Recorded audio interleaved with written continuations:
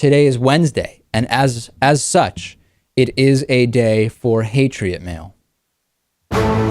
Between waving a Gadsden's flag from a highway overpass to drafting George Zimmerman for a 2016 run, a patriot has little time for anything else.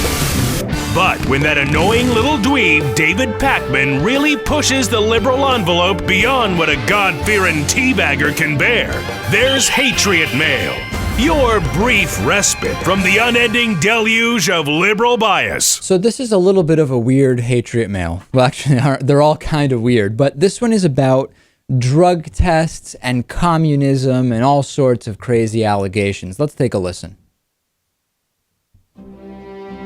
Obamacare was created in the uber-conservative think tank Heritage Foundation, explicitly to sink healthcare while creating a genocidal police state.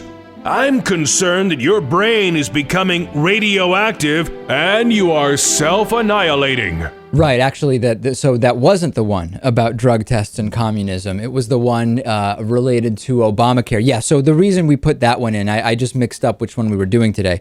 Yesterday we had that guest who was back talking about death panels in Obamacare, when of course the only real death panels are when Republican governors choose not to set up state exchanges or expand Medicaid. Those are the real death panels. In any case, I figured we would do a little Hatriot Mail follow-up on Obamacare. A lot of anger, Lewis, around Obamacare and misunderstandings from people, and it doesn't seem like it's going to stop anytime soon. I mean, it's been years at this point.